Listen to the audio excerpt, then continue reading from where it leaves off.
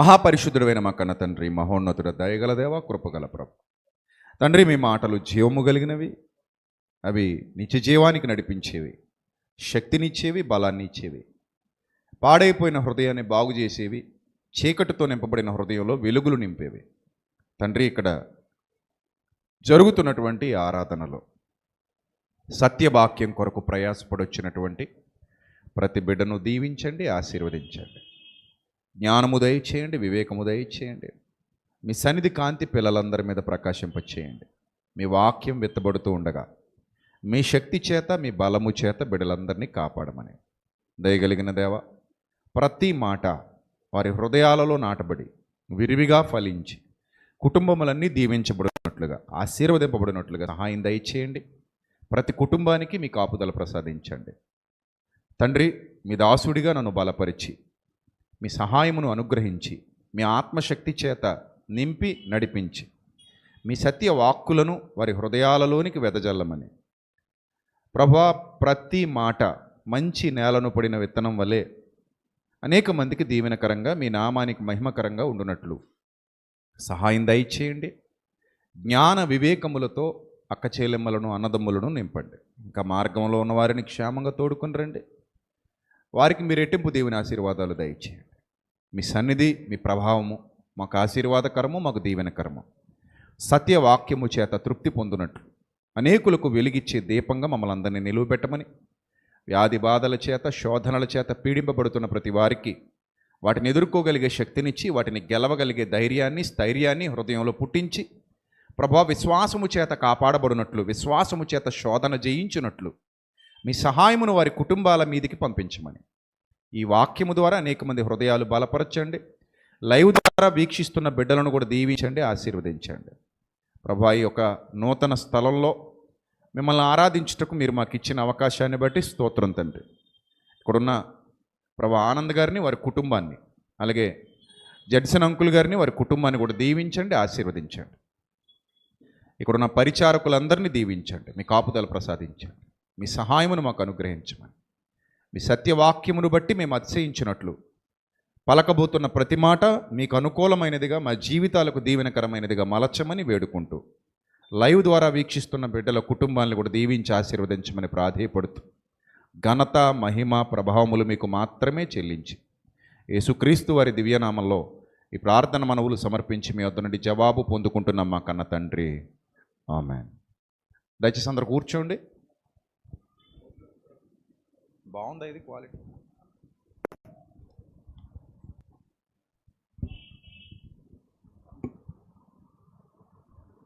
Right. మరొకసారి మీ అందరికీ మన ప్రభు అయిన క్రీస్తు పేరిట నా హృదయపూర్వక నిండు వందనాలు తెలియజేస్తున్నాను. దయచేసి బయట ఉన్నవారు ఎలాంటి డిస్టర్బెన్స్ లేకుండా, లోపల ఇంకా చాలా సీట్స్ ఖాళీ ఉన్నాయి, ముందు మీరు లోపలికి వచ్చి కూర్చుంటే మిగిలిన వారు బయట కూర్చుంటారు. వాలంటీర్స్ దృష్టిలో పెట్టుకోండి. ఒక విలువైన విషయాన్ని మరలా మనం వినబోతున్నాం. ఉదయకాలం కొన్ని సంగతులు నేను దైవ గ్రంథంలో నుండి వివరించడం జరిగింది. ఉదయకాలపు ఆరాధనలో లైవ్ ద్వారా చూసిన వాళ్ళకి ఆ విషయాలు అర్థమవుతాయి. మరికొన్ని సంగతులు ఇప్పుడు నేను మీకు చెప్పబోతున్నాను, జాగ్రత్తగా వినండి. యేసు ప్రభు ఈ లోకానికి వచ్చేంత వరకు కూడా సమాజంలో చాలామంది ఆత్మీయ అంధకారంలో ఉన్నారు. ఎక్కడున్నారు? ఆత్మీయ అంధకారంలో ఉన్నారు. ఆత్మీయ అంధకారం అంటే ఏంటంటే జ్ఞానం అనేది తెలియక చీకట్లో ఉండటం. చూడండి, మనం చిన్నతనం నుంచి మన పల్లె ప్రాంతాలలో చాలా మూఢనమ్మకాలు చూసాం. మూఢనమ్మకాలు, ఈ మూఢనమ్మకాలు ఎందుకు ఏర్పడ్డాయి, వాటిని ఎలా నమ్మేవారు అంటే నిజంగానే అవి మూఢనమ్మకాలు అన్నట్టుగా ఉండేవారు కాదు ప్రజలు. ఎలా నమ్మేవారు వాటిని? దైవమే ఆజ్ఞాపించి భూమి మీదకి పంపించింది అన్నట్టుగా మూఢనమ్మకాలను విశ్వసించేవారు. అవునా కాదా? మీరు చెప్పండి. అంతెందుకు, ఉదాహరణకి పిల్లి ఎదురైతే వెళ్ళకూడదు, ఎంత బలంగా నమ్మేవారు దాన్ని. తుమ్మితే తాళి కట్టకూడదు, ఎంత బలంగా నమ్మేవారు దాన్ని. అలాగే ఒక విధవరాలు ఎదురైతే ఆమె కనబడినందువల్ల మనకేదో నష్టం జరుగుతుంది, ఎంత బలంగా నమ్మేవారు దాన్ని. అందరిళ్లలో విధవరాళ్ళు ఉండే అవకాశం ఉంటుంది ఏదో ఒక రోజు. సాధారణంగా భర్త ముందు చనిపోతే స్త్రీని విధవ అంటారు. భార్య చనిపోతే కూడా మరి మొగుడిని ఏమనాలి? విధవనే అనాలి, మరి ఇంకేమనాలి? అంతే కదా. ఇప్పుడు బండి ఎప్పుడు ఆగిపోద్దండి? 2 చక్రాల్లో చక్రం పేలిపోతే ఏమైపోద్ది? బండి ఆగిపోద్ది. ఇప్పుడు ఈ సంసారం అనే బండికి 2 చక్రాలు ఎవరు? భార్య, భర్త. ఇప్పుడు భార్య చనిపోతే, భర్త చనిపోతే భార్య విధవరాలైనప్పుడు, మరి భార్య చనిపోతే ఆటోమేటిక్గా భర్త కూడా ఏమైనట్టు? విధవైనట్టే కదా, అవునా? కానీ అంత నాలెడ్జ్ ఆ రోజుల్లో లేదు. అందులో మన అమ్మమ్మలు ఉన్నారు, మన నాయనమ్మలు ఉన్నారు, చాలామంది పెద్దవాళ్ళు ఉన్నారు. వాళ్ళు ఎన్నో ఇబ్బందులు పడ్డారు, చాలా ఇబ్బందులు పడ్డారు. వాళ్ళు ఎదురైతే చాలు పక్కకు ముఖం తిప్పుకెళ్ళిపోయి. ఇవన్నీ కూడా తర్వాత క్రమంలో, కాలక్రమంలో మనుషులు ఆలోచించి కొంచెం జ్ఞానం పెరిగిన తర్వాత, వివేకం పెరిగిన తర్వాత, this is not correct, this is not right, ఇది మంచి పద్ధతి కాదు అని వాళ్ళను వాళ్ళు సంస్కరించుకున్నారు, సరిదిద్దుకున్నారు. ఇన్ ద సేమ్ సెన్స్ యేసుక్రీస్తు 2000 సంవత్సరాల క్రిందట యూదుల మధ్యలోనికి వచ్చేంత వరకు కూడా ఆ యూదుల్లో, ఆ ధర్మశాస్త్రం ఎరిగిన వారిలో చాలా మందిలో చాలా మూఢనమ్మకాలు, చాలా మూఢ విశ్వాసాలు ఉండేవి. ఆ మూఢనమ్మకాల మీద ఆయన ఫైట్ మొదలుపెట్టారు, ఆ మూఢ విశ్వాసాల మీద ఆయన ఫైట్ మొదలుపెట్టారు. ఎప్పుడైతే ఆయన మూఢనమ్మకాల మీద, మూఢ విశ్వాసాల మీద ఫైట్ చేయడం మొదలుపెట్టారో ఆయనకు ఆటోమేటిక్గా వ్యతిరేకత ఏర్పడింది. ఎలాంటి వ్యతిరేకత అంటే, ఆయన చచ్చిపోతే చూడాలని కలలు అన్నారు. చివరికి ఇంట్లో వాళ్ళు కూడా, ఆయన సొంత తమ్ముళ్ళు కూడా యేసుప్రభు వారు చచ్చిపోవాలని కోరుకున్నారు. నిజం, ఇది పచ్చి నిజం. మరియా తల్లి రక్తం పంచుకు పుట్టినోళ్ళు కూడా యోదయకెళ్ళు, అక్కడికి వెళ్ళి నువ్వు ఏదైనా చెయ్యి అని ఆయన ప్రేరేపిస్తున్నారంటే దానికి కారణం ఏంటి? అక్కడికి వెళ్తే ఆయన చంపేస్తారు కదా, పీడ విరగడైపోద్ది అన్నట్టు. అంటే చూడండి, సత్యం వ్యాపించబడేటప్పుడు అసత్యానికి బాధ కలుగుతుంది. ఉదాహరణకి మీకు చాలాసార్లు చెప్పాను, ఒక రాయి అలాగే కొన్నాళ్ల పాటు అలా వదిలేస్తే దాని కిందకి ఏం చేరతాయి? పురుగులు చేరతాయి. నిశాచర జీవులు అంటారు వాటిని. నిశాచర జీవులు అంటే నిశిలో బ్రతికేవి, చీకట్లో బ్రతికేవి నిశాచరులు. సరే, అందులో ఉంటాయి అవి. ఎప్పుడైతే ఈ రాయిని ఇలా తొలగిస్తామో వాటిలో ఏదో తెలియని కలకలం వచ్చేస్తుంది, అంతే కదా. ఎందుకు? చీకటికి అలవాటు పడిపోయి ఉన్నాయి. సడన్గా ఈ రాయి తొలగించగానే వాటి మీదకి ఏం వెళ్ళింది? వెలుగెళ్ళింది. ఎప్పుడైతే వెలుగెళ్ళిందో వాటిలో ఒక తెలియని కలకలం వస్తుంది. ద సేమ్ సెన్స్ అజ్ఞానంలో, మూఢత్వంలో బ్రతుకుతున్న వాళ్ళు ఎవరైనా సరే, అది ఎవరైనా సరే, వాళ్ళ మీదకి వెలుగు వచ్చినప్పుడు, వాళ్ళకి సత్యం తెలిసినప్పుడు, సత్యం చెప్పినప్పుడు వాళ్ళు అంత తొందరగా యాక్సెప్ట్ చేయరు, అంత తొందరగా దాన్ని ఒప్పుకోరు సరికదా. దాని మీద వ్యతిరేకత మొదలవుతుంది.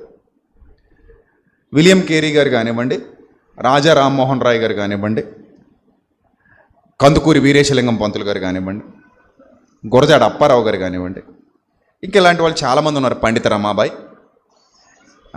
ఇంకా చాలామంది మీకు తెలుసు పేర్లు. అలాగే సావిత్రిబాయి పూలే, ఇలాంటి వాళ్ళు చాలామంది సంఘ సంస్కర్తలు సమాజాన్ని చైతన్యపరచడానికి, సమాజాన్ని ఉద్ధరించడానికి కంకణం కట్టుకుని ప్రయాసపడుతున్నటువంటి దినాలలో చాలా వ్యతిరేకతలు ఎదుర్కొన్నారు వాళ్ళు.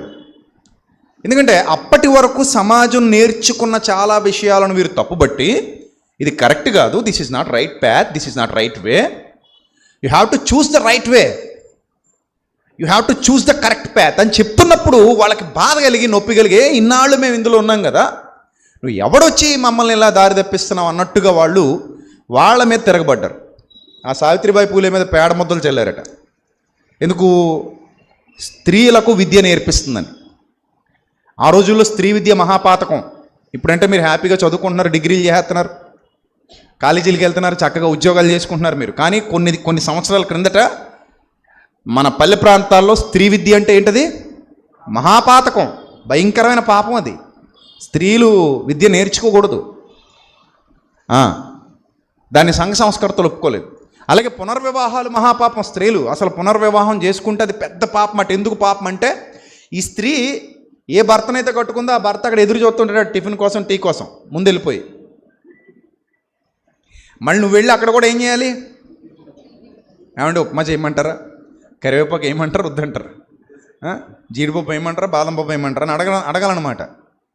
సో అంటే ఇక్కడ తప్పదు, అక్కడికి వెళ్ళినా కూడా పరిచర్య తప్పదు అన్నట్టు మీరు కేవలం పరిచర్య చేయడానికే పుట్టారు అనే భ్రమలో, భావజాలలో చాలామంది బతికేవారు. కాబట్టి చిన్నపిల్లలకి బాల్య వివాహాలు చేయడం, బాల్య వివాహాలు నిషేధించమన్నప్పుడు గొడవలకు దిగడం.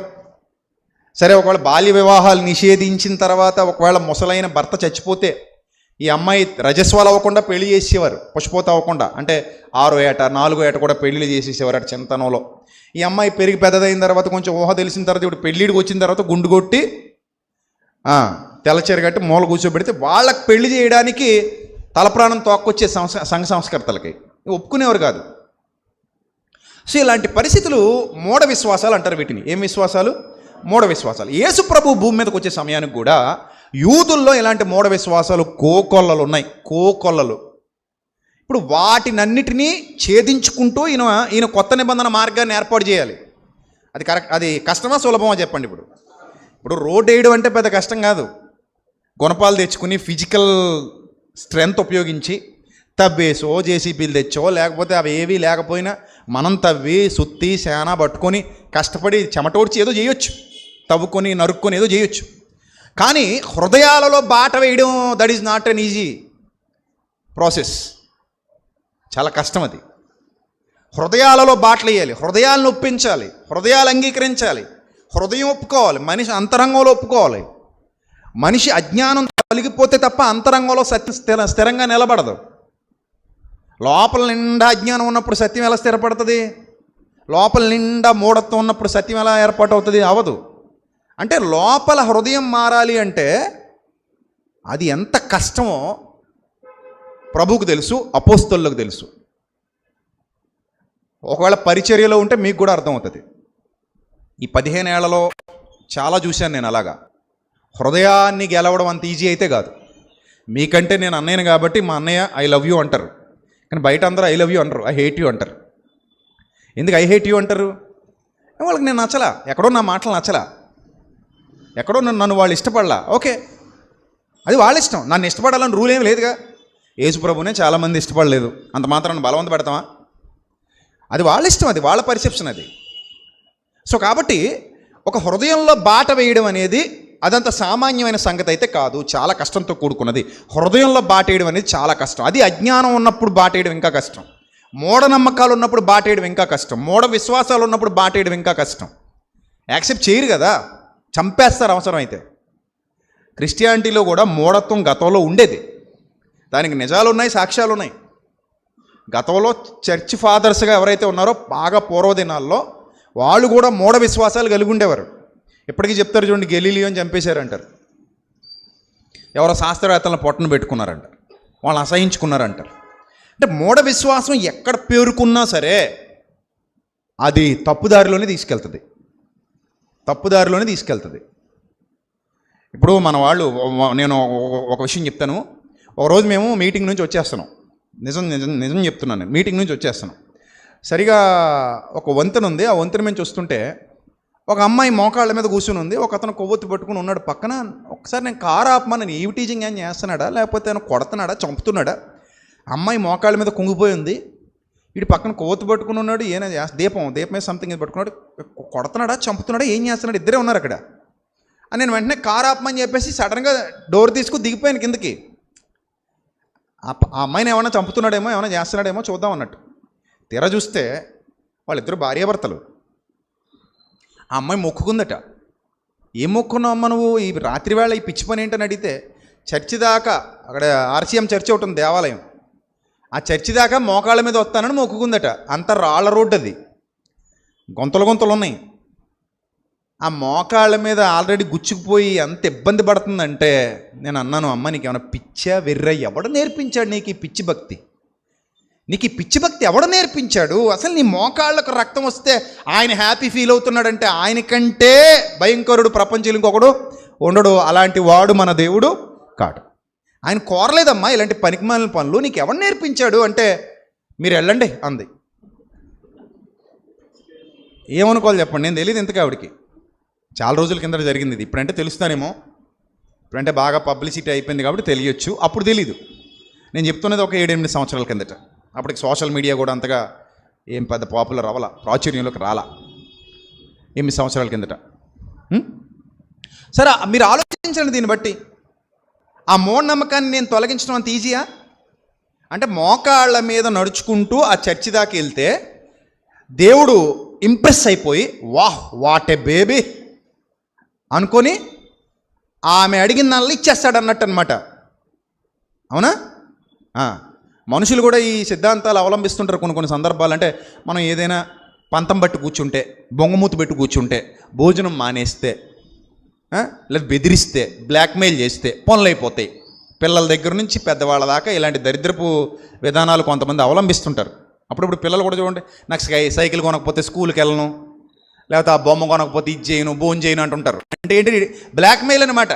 నేను భోజనం చేయనంటే మా అమ్మ ఒప్పుకుంటుంది, నేను భోజనం చేయనంటే మా నాయన ఒప్పుకుంటాడు, అందుకని మనం ఈ విధంగా బ్లాక్మెయిల్ చేయొచ్చు అనుకుంటారు వాళ్ళు. అప్పుడప్పుడు కొంతమంది భార్యలు, కొంతమంది భర్తలు కూడా బొంగమూతి ఎట్టుకుని కూర్చుంటుంటారు, మాట్లాడడం మానేస్తుంటారు, నాకు అది కొంటావా సత్తావా అంటుంటారు. అంటే ఇదంతా కూడా ఒక రకమైన బ్లాక్మెయిల్. ఇది ఆ బ్లాక్మెయిల్ చేసి దోచుకోవడం, ఆ బ్లాక్మెయిల్ చేసి సంపాదించుకోవడం అనమాట ఇదంతా కూడా. అలాగే దేవుణ్ణి కూడా బ్లాక్మెయిల్ చేద్దామా? లేకపోతే వైట్ మెయిల్ చేద్దామా? ఏదో మెయిలు. నువ్వు మోకాళ్ళ మీద గుచ్చుకునేలాగా నడుచుకుంటూ వెళ్తే, లేకపోతే గౌరీపట్నం కొండ మెట్ల మీద మోకాళ్ళ మీద ఎక్కుతానని మొక్కుందట ఎవరో ఒక ఆవిడ. ఏం ఉపయోగం లేదు ఇవన్నీ. వాళ్ళని ఎవరికైనా నొప్పి వస్తే రావచ్చు కానీ, బట్ ఐ డోంట్ కేర్. మీకు తెలుసు కదా, నేను నిజాలు నిర్భయంగా చెప్తాను. వాళ్ళు క్రిస్టియన్స్ అయినా ఇంకొకళ్ళైనా సరే, మన ఇంట్లో అయినా ఇలాగే మాట్లాడాలి, పక్కింట్లో అయినా ఇలాగ మాట్లాడి నిజాలు నిర్భయంగా మాట్లాడాలి. సో మన వాళ్ళు కూడా చాలామంది గౌరీపట్నం కొండ ఎలా ఎక్కుతారట? మన వాళ్ళు మెట్ల మీద ఎక్కుతారా? మోకాళ్ళ మీద? అసలు ఉంటాడా కొండ మీద దేవుడు? నీ హృదయంలో ఉంటాడా? చెప్పండి, ఎక్కడ ఉంటాడు దేవుడు? బైబిల్ ఏం చెప్పిందో అది చెప్పండి. కొండ మీద ఉంటాడంటే నేను ఎక్కుతాను, రేపు పొద్దున వెళ్దాం, మనందరం వెళ్దాం. కొండ మీద ఉండడు కదా, ఎక్కడుంటాడు ఆయన? నా హృదయంలో ఉంటానని చెప్పాడు ఆయన కదా. నీ దేహమే దేవుని ఆలయం, నీ హృదయమే దేవుని మందిరం, బైబిల్ ఘోషించింది. మరి అలాంటప్పుడు నువ్వు గౌరీపట్నం కొండ మోకాళ్ళ మీద ఎక్కుతానంటే దాన్ని ఏ రకంగా తీసుకోవాలంటావు చెప్పు? సో మూఢత్వం అది. ఇప్పుడు దాని గురించి నేను ఎక్స్ప్లెయిన్ చేయాలి, అవ్వదు. మార్చి 21 నుంచి 25 వరకు అనుకుంటాను, డేట్ నాకు సరిగా గుర్తులేదు, కానీ గౌరీపట్నంలో 3 రోజుల పాటు భయంకరమైన అదే తీర్థం జరుగుతుంది.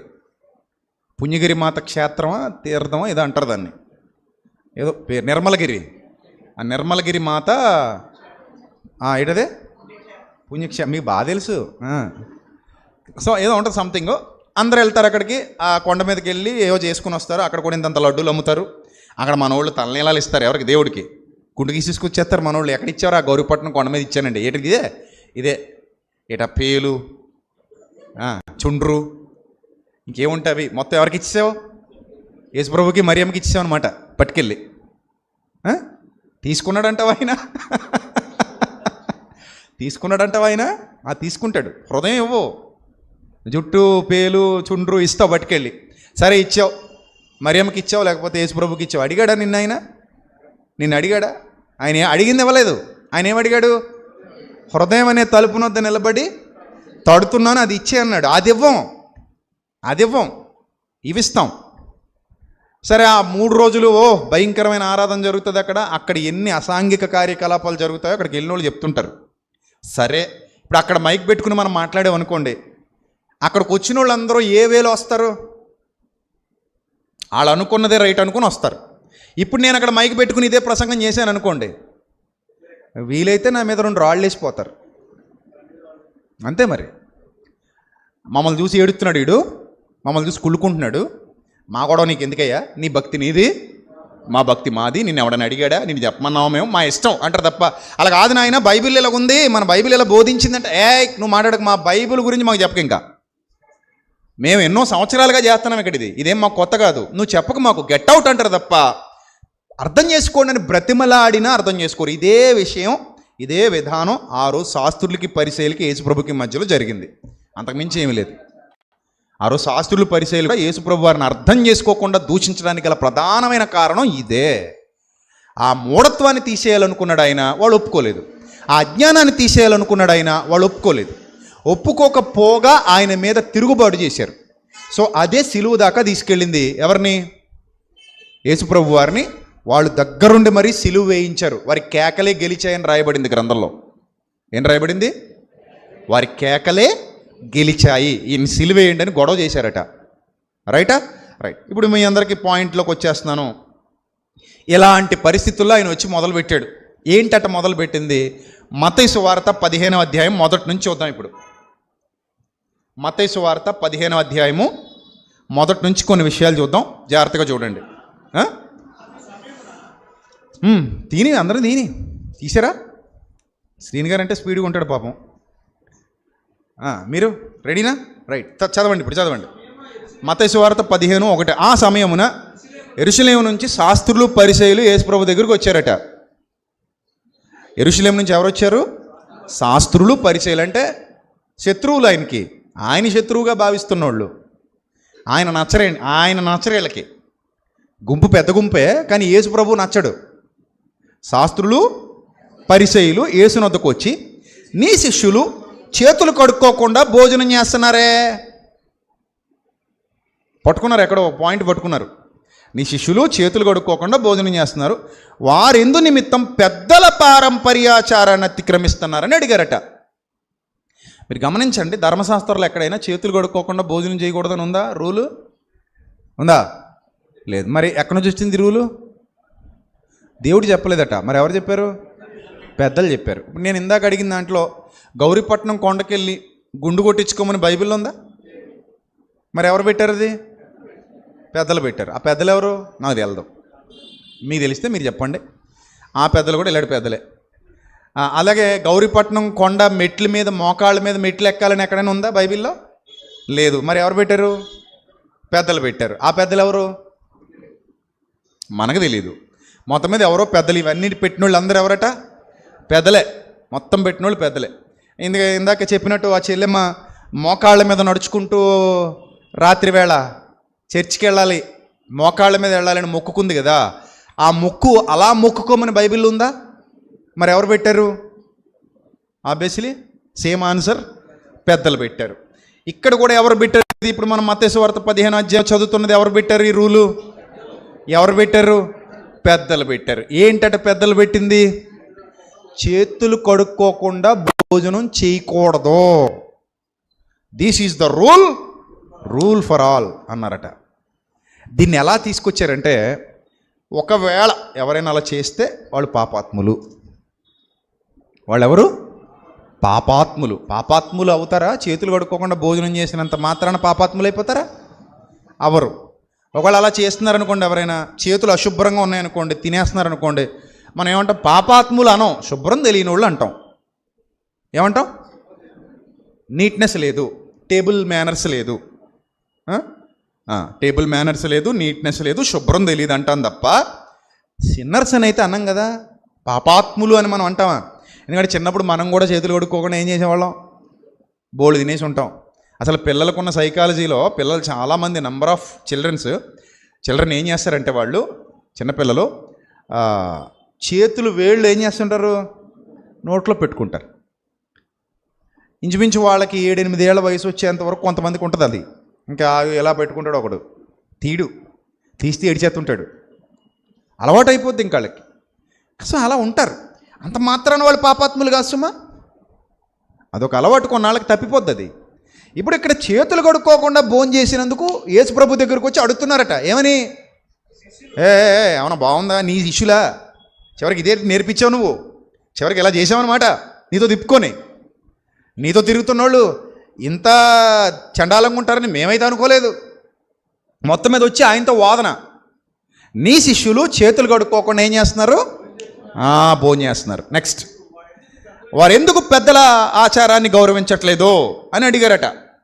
అంటే ఎక్కువ శాతం మంది దేనికి లోబడిపోయి ఉన్నారంటే? పెద్దల ఆచారానికి. ఎందుకు? ఒక విషయాన్ని అలవాటు చేసేస్తే అది కొన్నాళ్ళకి సూత్రమై కూర్చుంటుంది. అలవాటు అయిపోయింది కాబట్టి సూత్రం అయిపోయింది. అలవాటు లేకపోతే అది సూత్రం కాదు. అర్థమైందా? రైట్, ఇప్పుడు చూద్దాం కిందకి. అందుకైనా మీరును మీ పారంపర్యాచారం నిమిత్తమై దేవుని ఆజ్ఞను ఎందుకు అతిక్రమిస్తున్నారో? క్వశ్చన్కి క్వశ్చనే ఆన్సర్. ఒక్కో సందర్భంలో మరలా గుర్తుపెట్టుకోండి, క్వశ్చన్కి ఆన్సర్ కాదు ఒక్కోసారికి క్వశ్చన్కి క్వశ్చనే ఆన్సర్. ఎందుకంటే క్వశ్చన్కి క్వశ్చన్ ఆన్సర్ కాకపోతే అవతలోడు జ్ఞానిని అనుకుంటాడు. ముఖ్యంగా డిబేట్స్ జరుగుతున్నప్పుడు క్వశ్చన్కి క్వశ్చన్ ఆన్సర్ అవుతుంటుంది ఒక్కోసారి. ఇక్కడ కూడా జరుగుతున్నది ఒక రకంగా డిబేటే. ఎవరికి డిబేట్? శాస్త్రులకి పరిచయులకి యేసుప్రభు వారికి మధ్య జరుగుతున్నటువంటి డిబేట్ ఇది. ఈ చర్చలో, ఈ డిబేట్లో అంశం ఏమిటి అంటే, చేతులు కడుక్కోకుండా భోజనం చేయొచ్చా? పారంపర్యాచారాలు అనే అంశం మీద వాళ్ళిద్దరి మధ్యలో వాదన. ఎవరెవరికి? అటువైపు శాస్త్రులు పరిసయ్యులు, ఇటువైపు యేసుక్రీస్తు. ఈ శాస్త్రులు పరిసయ్యులు యేసు ప్రభు వారిని అడుగుతున్నారు, నీ శిష్యులు చేతులు కడుక్కోకుండా భోజనం ఎందుకు చేశారు? పెద్దల పారంపర్యాచారం. ఇప్పుడు ఈయనేమన్నాడంటే, సరే ఆ పెద్దల పారంపర్యాచారం కోసం మీరు దేవుని ఆజ్ఞను ఎందుకు అతిక్రమిస్తున్నారు? దేవుడు గొప్పడా పెద్దలు గొప్పడా? ఇప్పుడు యేసు ప్రభు వారి ప్రశ్న తిరిగిపోతుంది. అంతే కదా. ఇప్పుడు పెద్దలు గొప్పోడా దేవుడు గొప్పోడా? దేవుడు గొప్పోడు. మీరు పెద్దల కోసం ఎవరి ఆజ్ఞను పక్కన పెట్టేశారు? దేవుడి ఆజ్ఞను పక్కన పెట్టేశారు. అంటే మీకు ఇప్పుడు పెద్దలు గొప్ప. ఇప్పుడు ఈ పెద్దలు చెప్పింది దేవుడు చెప్పలా. చేతులు కడుక్కోకుండా భోజనం చెయ్యొద్దు అనే రూల్ ఎక్కడా లేదు. 10 ఆజ్ఞల్లో ఎక్కడా లేదు. పోనీ ఆ తర్వాత వచ్చిన ఆజ్ఞల్లో కూడా ఎక్కడా లేదు. ఎక్కడ. ఇప్పుడు చేతులు కడుక్కోకుండా కూడా కొన్ని సందర్భాల్లో భోజనం చేయొచ్చు. ఎలా చేయొచ్చు? స్పూన్తో తినొచ్చు. అప్పుడు చేయి కడుక్కోక్కర్లా, ఏం కనుక్కుంటే సరిపోద్ది? స్పూన్ కడుక్కుంటే సరిపోద్ది. అంతేనా? చక్కగా స్పూన్తో కలిపేసుకొని, హోటల్స్లో ఎక్కువ ఎలా తింటాం? మ్యాక్సిమం కదా, స్పూన్తో తినేస్తాం. ఫోర్క్ ఉంటుంది, స్పూన్ ఉంటుంది, చక్కగా తింటుంటాం హోటల్స్కి వెళ్ళినప్పుడు. ఒక్కొక్కసారి చేత్తో కలుపుకుని తింటాం, శుభ్రం చేతులు కడుక్కుంటాం. But that is not God's law. దేవుని ఆజ్ఞ అయితే కాదు. కొన్ని మనం తీసుకోవాలి నిర్ణయాలు. మనకు తెలుస్తాయి ఎలా ఉండాలి, ఎలా ఉండకూడదు, ఏం చేయాలి, ఏం చేయకూడదు.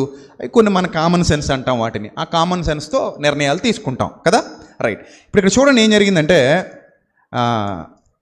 అందుకు ఆయన, మీరు మీ పారంపర్యాచారం నిమిత్తమై దేవుని ఆజ్ఞను ఎందుకు అతిక్రమిస్తున్నారు? క్వశ్చన్ చేశారు. మీరు ఎందుకు దేవుని ఆజ్ఞను అతిక్రమిస్తున్నారు? క్వశ్చన్. ఒక్కడి దగ్గర కూడా ఆన్సర్ లేదు. ఇంతకీ వాళ్ళు ఏం చేశారో తప్పు కూడా చెప్తున్నారు. చూడండి యేసుప్రభు వారు, తల్లిదండ్రులను గణపరచమని తల్లినైనా తండ్రినైనా దూషించేవాడు తప్పక మరణం పొందాలని దేవుడు సెలవిచ్చాడు. చేతులు కడుక్కోకుండా భోజనం చేయొద్దని దేవుడు సెలవివ్వలా. కానీ తల్లిని తండ్రిని గణపరచండి, వాళ్ళని దూషించేవాడు తప్పకుండా మరణశిక్ష పొందాలి అన్న ఆజ్ఞ ఎవరిచ్చారట? చెప్పండి, ఎవరిచ్చారట? దేవుడిచ్చాడు. దేవుడిచ్చిన ఆజ్ఞనేమో మీరు గాలికి వదిలేశారు. పెద్దల ఆచారాలేమో గొప్పవని చెప్పి మాకు చెప్తున్నారు. ఏది ఇంపార్టెంట్? మీ పెద్దలు చెప్పినవి ఇంపార్టెంటా, దేవుడు చెప్పినవి ఇంపార్టెంటా? దేవుడు చెప్పినవి ఇంపార్టెంట్. ఇక్కడ దేవుడు చెప్పిన దాన్ని ఎలా వదిలేశారో చూడండి. మీరైతే ఒకడు తన తండ్రినైనను తల్లినైనను చూచి, నా వల్ల నీకు బియ్యం అవసరమా, నా వల్ల నీకు డబ్బులు అవసరమా, నా వల్ల నీకు ఇల్లు అవసరమా, నా వల్ల నీకు మందులు అవసరమా, నా వల్ల నీకు ఏది ప్రయోజనమో అది నీకు ఇవ్వకుండా దేవుడికి ఇచ్చేస్తే, అంటే శాస్త్రులకి పరిచయులకి ఇచ్చేస్తే, అతడు తన తండ్రినైనా తల్లినైనా గణపరచక్కర్లేదు అని కొత్త సిద్ధాంతం పుట్టించారట. వాట్ ఏ వండర్ఫుల్ లా. అంటే మీ అమ్మకి నాన్నకి మందులు కొనాలి. మందులు కొనాలంటే 1000 రూపాయలు అవుతున్నాయి. ఆ 1000 రూపాయలు నువ్వు దేవుడు ఉండి లేసేస్తే, శాస్త్రుల పరిచయులు ఉండి లేసేస్తే, ఆ దేవార్పితం మీ అమ్మ నాన్నకి మందులు కొనకపోయినా నీకు పాపం ఉండదు. అబ్బాబ్బా, ఎంత మంచి వెసులుబాటు ఇచ్చారు. ఇందుక దేవుడు చెప్పాడా, మనుషులు పుట్టించారా? అది దేవుడు చెప్పలేదు. అలాగా మీ అమ్మని నాన్నే గణపరచు, సన్మానించు, వాళ్ళని ఆదరించు, ఆదుకో అని చెప్పాడు దేవుడు. వీళ్ళు దానికి కొత్త సిద్ధాంతం, అంటే రెమెడీస్ అంటారు అనమాట. న్యూ రెమెడీస్, న్యూ యాక్ట్స్, కొత్తవి. అంటే వీళ్ళకు అనుకూలంగా, వీళ్ళకు ప్రయోజనకరంగా ఉండేవి, సృష్టించారు. సృష్టించి పెద్దలు ఏం చెప్పారంటే, మీ అమ్మా నాన్నకు అన్నం పెట్టకపోయినా పర్లేదు, మా హుండీలో వేసే సరిపోద్ది. మీ అమ్మా నాన్నకు అన్నం పెట్టకపోయినా పర్లేదు, ఆ డబ్బులు మాకు ఇచ్చేయి సరిపోద్ది అన్నట్టుగా కొత్త సిద్ధాంతాలు పుట్టిస్తే, ఈ ప్రజలు దేవుని వాక్యాన్ని పక్కన పెట్టి గుడ్డిగా వాటిని ఫాలో అయిపోయి ముసలాళ్ళనందరినీ గాలికి వదిలేయడం మొదలుపెట్టారు. మీరు బాగా అర్థం చేసుకోండి. మనం కూడా ఒకరోజు ఏమవుతాం చెప్పండి? ఏమవుతాం? ముసలాళ్ళు అవుతాం. ఆ రోజు మీకు నడువు వంగిపోద్దా? లేవగలుగుతారా? అన్నం తినగలుగుతారా? వంట చేసుకోగలుగుతారా? పనికి వెళ్ళగలుగుతారా? అప్పుడు ఖచ్చితంగా మీకు ఒకరి సహాయం కావాలి. ఈ రోజంటే 2 చేతులు 2 కాళ్ళు ఆడుతున్నాయి కాబట్టి బయటికి వెళ్ళిపోయి సంపాదించుకొని తిని హ్యాపీగా బతకొచ్చు. బట్ అన్ని సందర్భాల్లో అదే జరుగుతుందనడానికి అవకాశం లేదు. ఒకానొక స్టేజ్కి వెళ్ళిన తర్వాత మీరు ఆగిపోతారు, నేను ఆగిపోతాను, మనందరం ఆగిపోతాం.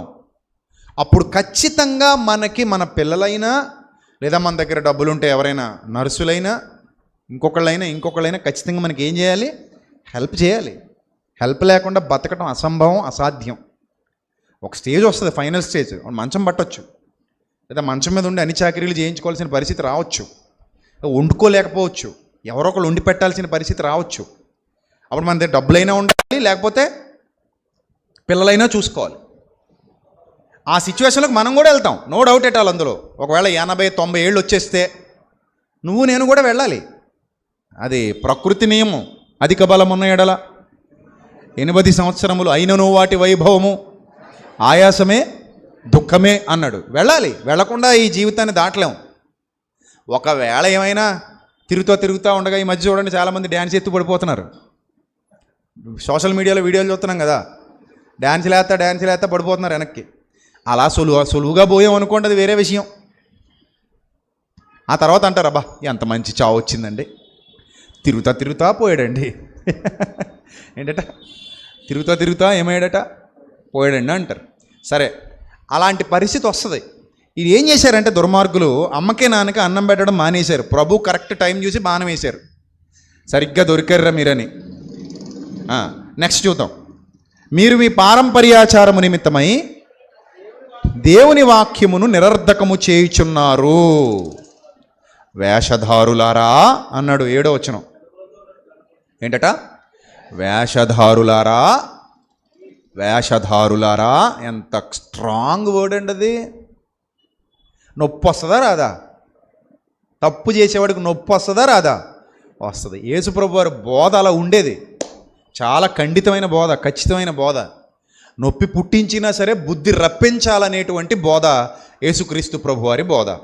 వేషధారులారా అన్నాడట. అలాగనేసరికి వాళ్ళకి బాధ కలిగింది. ఏమన్నాడు?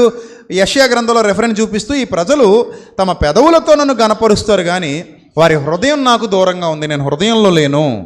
మనుషులు కల్పించిన పద్ధతులు దేవునోపదేశాలను బోధిస్తూ వారు నాకు చేసే ఆరాధనంతా వ్యర్థంగా చేస్తున్నారు అని చెప్పారు అని యెషయా మిమ్మును గురించి ప్రవచించిన మాట సరి అని వారితో చెప్పి జనసమూహాలందరినీ పిలిచారట. చూడండి వాళ్ళ బోధ ఎలాంటి కల్ట్ బోధలు ఉన్నాయంటే వాళ్ళవి, ఎంత చండాలమైన బోధలు ఉన్నాయంటే వాళ్ళవి. జనసమూహములను పిలిచి మీరు విని గ్రహించండి. నోట పడునది మనుష్యుని అపవిత్రపరచదు. అంటే వాళ్ళు ఏం బోధిస్తున్నారు? చేతులు కడుక్కోకుండా ఒకవేళ అన్నం తింటే మీరెవరు? పాపాత్ములు. చేతులు కడుక్కోకుండా తిన్న ఆహారం మీ కడుపులోకి వెళితే మీరందరూ ఏమైపోతారు? పాపాత్ములు అయిపోతారు. ఆ పదార్థం పాపం అయిపోద్ది. ఆ పదార్థం మీ లోపలికి వెళ్ళి మిమ్మల్ని కూడా ఏం చేస్తుంది? పాపులుగా చేస్తుంది. చెత్త బోధ చేశారనమాట. అది మంచి బోధ కాదు అది. అప్పుడు యేసుప్రభు వారు రియాక్ట్ అయ్యారు. ఏం రియాక్ట్ అయ్యారంటే, ఆయన ఏమన్నారంటే, నోట పడునది మనుష్యుని అపవిత్రపరచదు. అంతే. నోట పడునది మనుష్యుని అపవిత్రపరచదు అంటే ఇక్కడ దేని గురించి మాట్లాడుతున్నారు యేసుప్రభు వారు? ఆహార పదార్థాల గురించి. కొంతమంది అతిజ్ఞానులు ఉంటారు మన దగ్గర, అతిజ్ఞానులు. ఈ అతిజ్ఞానులు ఇది విన్న తర్వాత ఏమంటారంటే, ఏంటంటే నోట పడేది అపవిత్రపరచదా, అయితే నేను బ్రాంతి తాగేయచ్చా అంట. ఇక్కడ బ్రాంతి గురించి మాట్లాడా. నేను విస్కీ తాగేయచ్చా, విస్కీ గురించి మాట్లాడా. ఇక్కడ కళ్ళు తాగొచ్చా, కళ్ళు గురించి మాట్లాడా. పసిపిల్లలు మొదలుకొని వృద్ధుల వరకు అందరూ తినే ఆహారం గురించి మాట్లాడుతున్నాడు. పసిపిల్లలు మొదలుకొని వృద్ధుల వరకు అందరూ బ్రాంతి తాగుతారా? అందరూ కళ్ళు తాగుతారా? అందరూ సారా తాగుతారా? ఎవడో బుద్ధిహీనుడు ఆ దురలవాట్లకు బానిస అవుతాడు. ఇక్కడ యేసుప్రభు మాట్లాడేది దేని గురించి? నోట పడునది అంటే గంజాయి, కైని, చుట్ట, cigarette, brandy, whisky, హెరైను, cocaine, drugs, ఇవా అవి కావు. టోటల్ ఇక్కడ సందర్భం దేని గురించి? Only food. నువ్వు తినే ఫుడ్ గురించి, ఆహారం గురించి. అర్థమైందా? ఈ ఆహారం నోట పడుతుంది. నోట పడే ఆహారం మనుష్యుని అపవిత్ర పరచదు. కొండబద్దలు కొడేశారు ఆయన. వాళ్ళు ఏమంటున్నారు? అర్రెర్రెర్రె మీరు కానీ తిన్నారంటే మీరు ఏమైపోతారని చెప్తున్నారట అందరికీ? మీరు పాపులైపోతారని చెప్తున్నారట. ఈయనేమంటున్నాడు? అదేముండదు. ఆహారం నిన్ను అపవిత్రపరచదు. ఆహారం నిన్నేం చేయదు? అపవిత్రపరచదు. ఆహారానికి ఏమీ తెలీదు. ఆహారానికి తెలిసిందల్లా ఒకటే, లోపలికి వెళ్ళటం, అరిగిపోవటం, నీకు శక్తినివ్వటం. అదే ఆహారం కుళ్ళిపోతే నీకు ఇబ్బంది, శరీరానికి రోగం వస్తుంది. కుళ్ళిపోయింది కానీ పాడైపోయింది కానీ తింటే నీకేమొస్తుంది? రోగం వస్తుంది. మంచి ఆహారం, వేడి వేడి ఆహారం తింటే అది లోపలికి వెళ్తుంది, నీకు ఆరోగ్యాన్ని ఇస్తుంది, జీవాన్ని ఇస్తుంది, శక్తిని ఇస్తుంది. అంతే, క్లియర్. ఇప్పుడు వాళ్ళిద్దరికీ జరిగిన ఈ చర్చలో, యేసుప్రభు వారికి శాస్త్రులకి పరిసయ్యులకి జరుగుతున్నటువంటి ఈ చర్చలో వాళ్ళేమంటున్నారంటే, అమ్మో నువ్వు చేతులు కడుక్కోకుండా లోపలికి ఒక ముద్ద వెళ్ళినా కూడా నువ్వు పాపాత్ముడివి, అది పాపం, అది లోపలికి వెళ్ళి నిన్నేం చేస్తుంది? అపవిత్రపరుస్తుంది అని బోధిస్తున్నారు వాళ్ళు. ఆ బోధను సమాజంలోకి బలంగా తీసుకెళ్ళిపోయారు. ఇప్పుడు యేసుప్రభు వారు రియాక్ట్ అయ్యారు. ఏమన్నారంటే, నోట పడునది మనుష్యుని అపవిత్రపరచదు, నోట పడునది మనుష్యుని అపవిత్రపరచదు. చదవండి. కానీ నోట నుండి వచ్చేది ఏదైతే ఉందో అది మనుష్యుని అపవిత్రపరుస్తుంది. నోట నుండి వచ్చేదేదో అది ఏం చేస్తుందట? మనిషిని అపవిత్రపరుస్తుంది. ఇప్పుడు చెప్పగానే శాస్త్రులు పరిసయ్యులు ఏం చేయాలి? చెప్పండి, ఏం చేయాలి? వావ్, ఎంత నాలెడ్జ్ చెప్పారు యేసుప్రభు వారు, super sir, thank you sir, ఇన్నాళ్ళు అజ్ఞానంలో ఉన్నాం సార్, మమ్మల్ని క్షమించండి సార్, థ్యాంక్ యూ సార్ అనేసి వెళ్ళిపోవాలి. అంతేనా? అంతేనా? నో, జరగదు అలాగా. అదే చెప్తున్నాను మీకు, అది జరగదు. అది ఎందుకు జరగదంటే, హృదయంలో దారేయడం అంత ఈజీ కాదు. ఒక అజ్ఞానాన్ని బలంగా నమ్మేసిన తర్వాత అది పట్టుకునేవే ఎలాడతారు. నువ్వు ఎంత చెప్పు వాళ్ళు వినరు, నువ్వు ఎంత చెప్పు వాళ్ళు మారరు, నువ్వు ఎంత చెప్పు నిన్నే అపార్థం చేసుకుంటారు, నువ్వు ఎంత బోధించు నిన్నే చెడ్డ చేస్తారు తప్ప వాళ్ళు మంచి మార్గంలోనికి అయితే రారు. ఎందుకంటే మూఢనమ్మకం, అది మూఢనమ్మకం. నేను ఒక విషయం చెప్పాను మొన్న, నిమ్మకాయలకి ఎండుమిరపకాయలకి ఏం అవ్వదు, భయపడకండి అన్నాను. ఏంటట? నిమ్మకాయలకి ఎండుమిరపకాయలకి ఒకవేళ కట్టినా ముట్టుకున్నా నీకేమీ అవ్వదో, వాటికి భయపడకు అని చెప్పాను నేను. కానీ కొందరు చూశారండి ఏం చెప్తున్నాడో, అలా ముట్టుకుంటే ఏమవుద్ది అనుకుంటున్నారండి? ఏమవుద్ది చెప్పి, ఏమవుద్ది? అమ్మో కొన్ని శక్తులు వచ్చేస్తాయండి లోపలికి. ఏ శక్తులు? నిమ్మకాయలోంచా? ఇటు ఎండుమిరపకాయలోంచే శక్తులు. మరి రోజు తాలింపులు వేసుకుంటున్నావు, నీ మీదకి ఏ శక్తులు వస్తున్నాయి? తాలింపులు వేస్తావా? ఇవా ఎండుమిరపకాయలు వేస్తావా? ఎంతమంది వేస్తున్నారు? చేసి చూపించండి. అందరూ వేస్తున్నారుగా, మీరు అందరూ తింటున్నారా లేదా? తినమండి, తీసి పెట్టేస్తాం. సాంబార్లో తగులుతాయండి, ఉప్మాలో లేదా ఇంకా ఎందులోనో తగులుతుంటాయండి, తీసి ఏం చేస్తామండి? పక్కన పెట్టేస్తామండి. భయం అండి మాకు, అందుకే తినమండి అంటారా? భయం వేసి పక్కన పెట్టేస్తారా? నోరు మండుద్దనా? అందులోనే కారం ఆల్రెడీ అందులో దిగిపోయింది, తిన్నా ఏం అవ్వదు ఇంకా. ఎందుకంటే అందులో ఉన్న దాన్ని ఏమంటారు, పవర్ అంతా ఇది ఏం చేసింది? పీల్చేసుకుంది. అందుకే తీసి పక్కన పడేస్తారు. కొంతమంది కలుపుకుని తినేస్తారు. ఇప్పుడు పచ్చిమిరపకాయ ఉందనుకోండి, నేను మామూలుగా తినేస్తాను, నేను పక్కకి తిని అసలు. ఎందుకంటే నాకు ఇష్టం, అందులో మంచి మంచి ఎంజైమ్స్ ఉంటాయి, తినొచ్చు, మంచిది, అది శరీరానికి మంచిది, మరి తినొచ్చు. సరే, ఇప్పుడు మరి రోజు మీరు తినే పచ్చిమిరపకాయ, ఎండుమిరపకాయ, రోజు మీరు పిండుకుని తినే నిమ్మకాయ, అందులోకి శక్తులు వచ్చేస్తున్నాయని మీ గుడ్డి నమ్మకమా, అది మంచి నమ్మకమా? చెప్పాలమ్మా. మనకి గుడ్డి నమ్మకం. నమ్మేవాడుకో, నమ్మేవాడు నేను తిడతాడు, నన్ను తిడతాడు, నోర్మోయ్ మాకు తెలుసు దాని గురించి అంటాడు. ఏంటట? మాకు తెలుసు. ఆ నమ్మకంలో ఉన్నాడు, ఏం చేస్తాం? ఇంకా అతను అంతే, చచ్చేదాకా అలాగే ఉంటాడు, చచ్చేదాకా అలాగే ఉంటాడు. మొన్న ఎవరో అంటున్నాడు, నీకు తెలీదండి చేతబడి నోటు ఉంది. ఏ బడిది? చేతబడా? ఎక్కడా బడి? మాకు చెప్తే మేము జాయిన్ అవుతాం కదా ఆ బడిలో. ఉందట ఒకటి. ఏం మరి ఇంతవరకు నాకు ఎవడో ఆ ప్రాసెస్ చెప్పలేదు, బుక్ కూడా దొరకలేదు. చాలాసార్లు నేను బుక్ స్టాల్స్లో కూడా ఎతికాను, చేతబడి ఎలా చెయ్యాలి. నిజమండి, చేతబడి చేయటం ఎలా, వాట్ ఈజ్ ద ప్రాసెస్, ఏంటి ఆ థియరీ ఏంటి, నేర్చుకుందాం అని పుస్తకాలు మణికంఠ బుక్ స్టాల్లో కూడా ఎతికాను. మన రాజమండ్రిలో ఎక్కడ బుక్స్ లేవు. ఒకవేళ ఎవడైనా బుక్ రాసినా ఆ థియరీ తప్పని చెప్పి నిరూపిస్తాను నేను. గాలి మాటలు చెప్పకూడదు. ఏదైనా థియరీ ఉందంటే దానికి ప్రూఫ్ ఉంటుంది, ఆ ప్రూఫ్ ప్రకారం అది నిజ నిర్ధారణ జరగాలి. అబ్బో 15 సంవత్సరాల నుంచి పిలుస్తున్నాను ఈ చేతబడి చేసేవాళ్ళు ఎవరైనా ఉన్నారేమో, చెయ్యండి రా బాబు నాకని. ఇప్పుడు దాకా వచ్చినోడు లేడు, చేసినోడు లేడు. పోనీ ఎవడైనా మహా గొప్ప వైద్యుడు, భూత వైద్యుడు ఉన్నాడంటే పోనీ వెళ్దాం పదండి. ఎంటుకలు కావాలంటే గుండు చేయించుకుని మరి ఇచ్చేస్తాను మొత్తం. పోనీ ఆడనే చేసుకోమనండి, గుండు మొత్తం తీసేసుకోమనండి. బ్లడ్ కావాలంటే పోనీ తీసిస్తాను, శాంపుల్ పెట్టుకోమనండి. చపాతి పిండితో బొమ్మ చేస్తాడో లేకపోతే పిల్లలకి ఇచ్చే బాలాంతరం పిండితో బొమ్మ చేస్తాడో. ఏంటది పిండి? అది బాలామృతం. దాంతో చేస్తాడో పిండి చేసుకోమనండి. పోనీ ఆ పిండికి ఏమైనా నా ఫోటో అంటిస్తాడే, మేము పాస్పోర్ట్ సైజ్ ఫోటో కూడా ఇస్తాను, పోనీ అంటించుకోమనండి. చేయమనండి, నాకు ఏం చేస్తారో చేతబడి. అదే బడో మరి అంతా ఉట్టిదే. మీరు నమ్మితే మీ మనసులోనే ఉంటుంది. అంత దరిద్రం మీ మనసులోకి ఎక్కిస్తారు వాళ్ళు.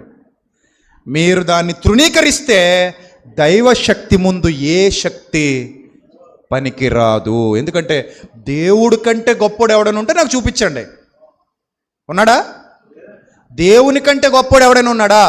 లేడు. దేవుని శక్తి కంటే గొప్ప శక్తి ఏదైనా ఉందా? లేదు. ఉంటే ఇంకో ప్రకృతిని చేసేయాలి ఎప్పటికి.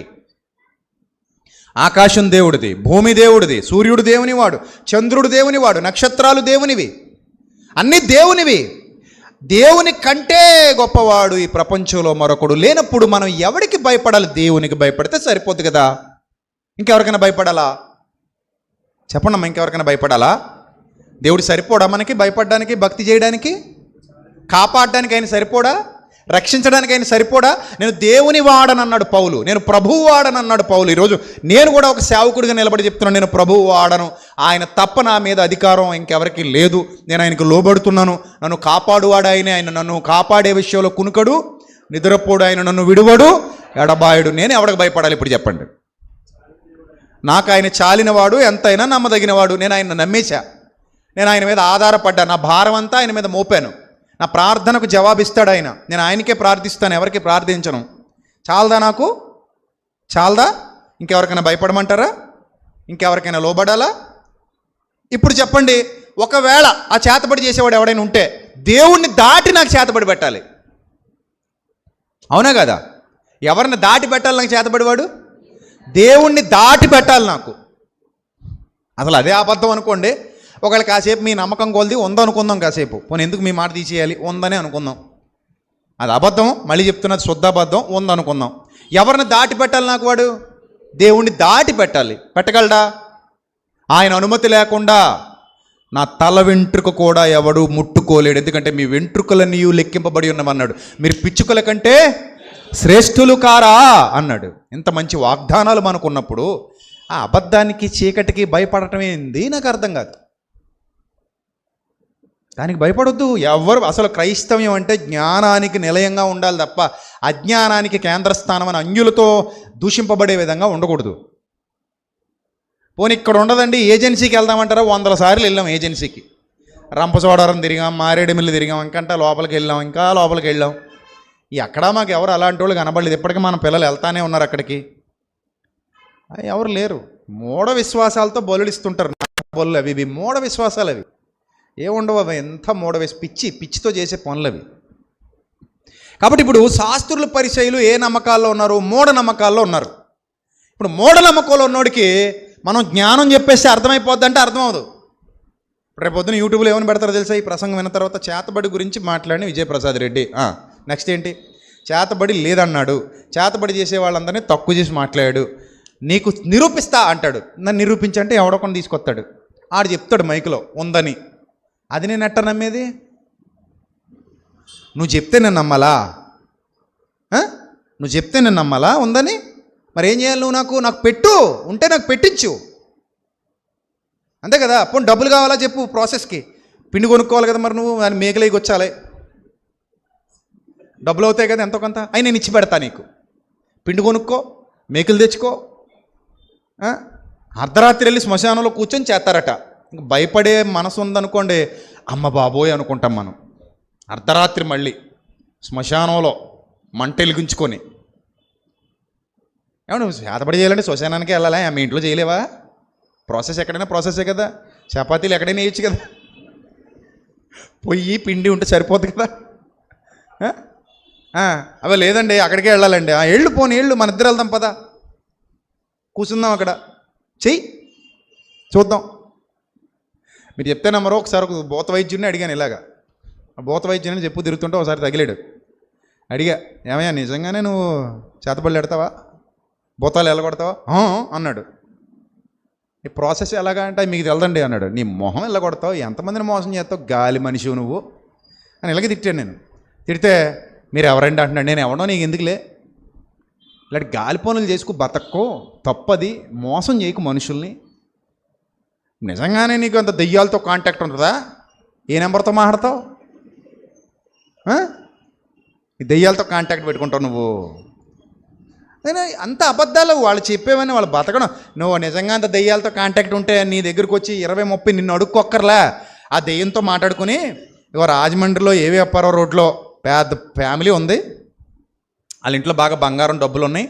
నువ్వు ఆవిడ మీదకి వెళ్ళి ఆవిడని ఆవహించేసి, నేను అక్కడ ఆర్కే టిఫిన్ దగ్గర ఇడ్లీ తింటా ఉంటాను, మూటగట్టి తెచ్చి నా దగ్గర ఎట్టేసి వెళ్ళిపోమను. అలా పట్టుకొచ్చేద్ది ఏం ఎరగనట్టు, పట్టుకొచ్చేసి అక్కడ పెట్టేద్ది, పెట్టేసి తాటా చెప్పి వెళ్ళిపోద్ది. వెళ్ళిపోయి ఇంటికి వెళ్ళిపోయి మామూలు పడుకుంటుంది. ఆవిడ వదిలేద్ది దెయ్యం. అయ్యా అని చూసుకుంటే బీరువా ఖాళీగా ఉంటుంది. వీడికి వచ్చేస్తాయి కదా డబ్బులు. అంత దెయ్యాల మీద అధికారం ఉంటే ఆడు గాలుడు అనమాట. అందుకని ఇద్దరు 100-50 కోసం భూత వైద్యం అట. భూత వైద్యం. ఏం వైద్యం అది? భూత వైద్యం.